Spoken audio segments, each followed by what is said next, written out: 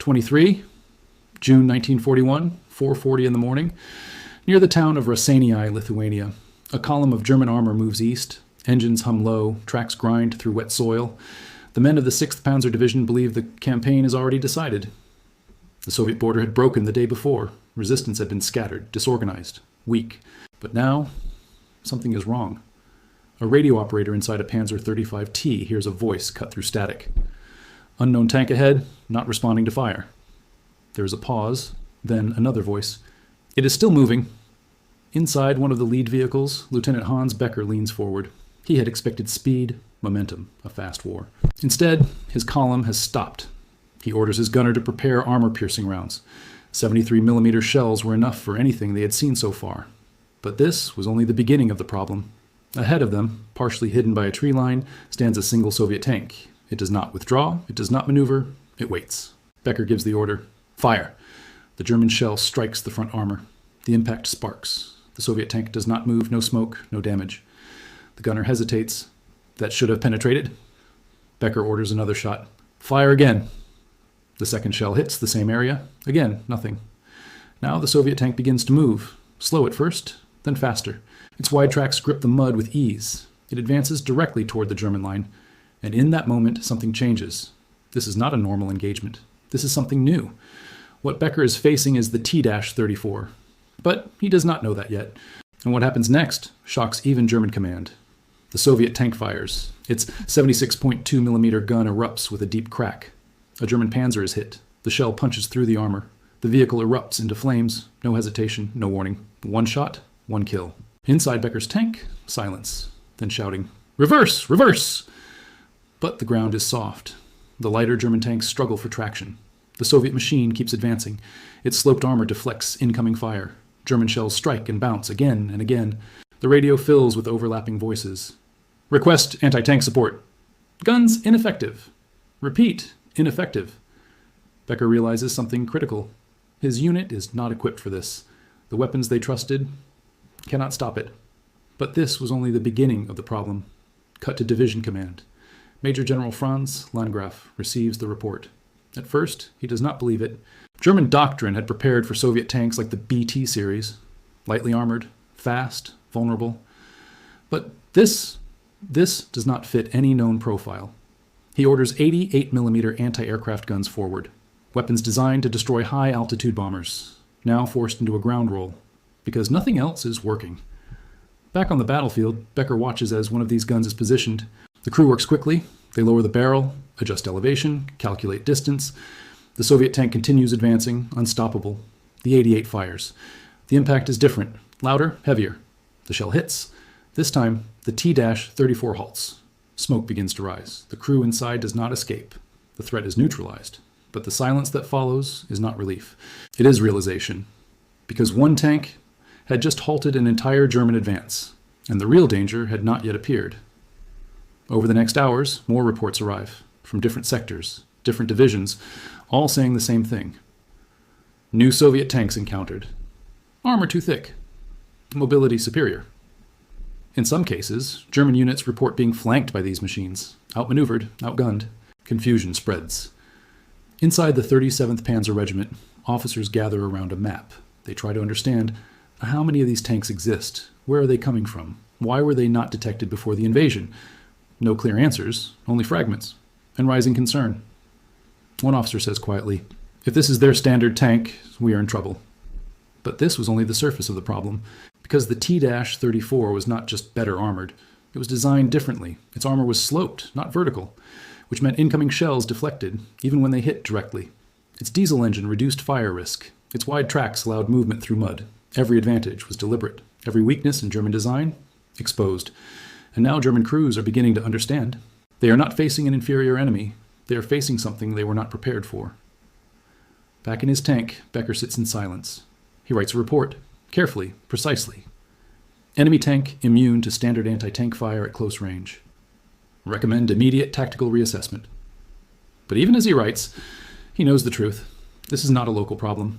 This is something bigger, something that could change the entire campaign, and somewhere beyond the horizon, more of these tanks are already moving.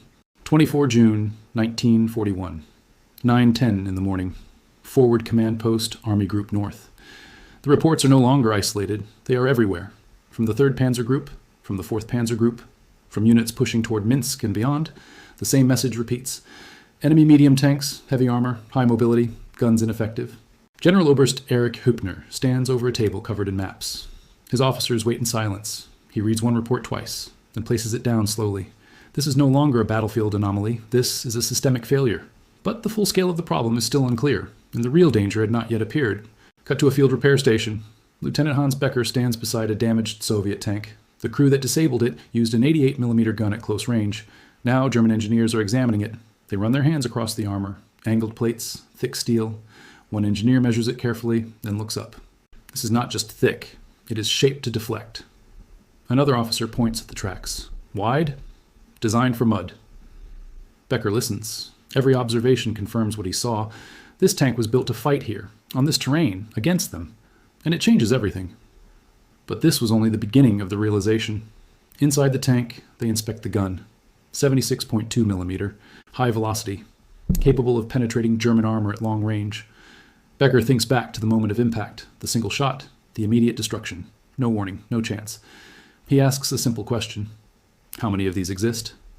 No one answers, because no one knows. Cut to Berlin. High Command receives early summaries. At first the tone is cautious. Some believe these are limited production vehicles, rare, uncommon, not a strategic concern. But field reports continue. More encounters, more losses, more confusion. And slowly, the tone changes. Because what German crews are saying is not just technical, it is psychological. One report reads, our shells bounce, the enemy advances without fear. Another says, engagement range must be reduced to dangerous proximity. And another, more blunt, we cannot fight this tank on equal terms. These are not exaggerated reactions. These are trained crews, experienced men, and they are describing something deeply unsettling, the loss of confidence. But this was only the beginning of the problem. Back at the front, Becker receives new orders: avoid direct engagement, call for anti-aircraft support when possible, target tracks, flank if terrain allows. In other words, survive. This is no longer about aggressive advance, it is about adaptation, and that shift is critical, because German doctrine had been built on speed and dominance. Now, it must account for resistance it cannot easily overcome. Cut to a new engagement. 26 June 1941, late afternoon. Near Dubno, Ukraine, a multiple T-34s appear. Not one, not isolated. A group. They move fast. Faster than expected for their size. German units attempt to reposition, but coordination breaks down. Radios fill with overlapping commands. Hold position. Fall back. Where is anti-tank support? Becker's unit is caught between orders. Advance or withdraw. He makes a decision. Hold, aim for the side armor.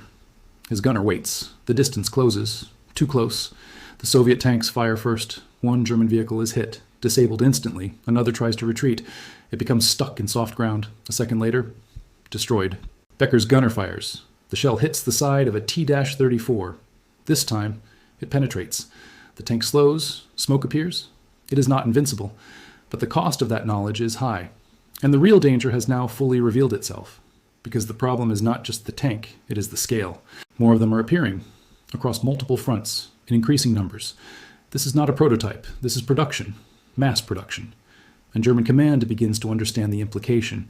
If this continues, their current tanks will become obsolete. Their advantage will disappear. And the entire strategy of rapid advance could collapse. Back at command, Hopner speaks quietly. We must adapt. Immediately. Orders are sent. Accelerate development of new armored vehicles, improve gun calibers, increase armor thickness, study captured designs. This leads eventually to new German tanks, more powerful, better armed. But that takes time they do not have in 1941. And on the front lines, men like Becker continue to fight. Not with certainty, but with caution. And growing respect for the enemy, because the first time they faced the T-34, they did not just encounter a new tank, they encountered a new reality. One where their assumptions were wrong, or their weapons were insufficient, and their enemy was far more capable than expected. So now the question becomes unavoidable. If you were in that position, with orders to advance, and a weapon that might not stop what is coming, what would you have done?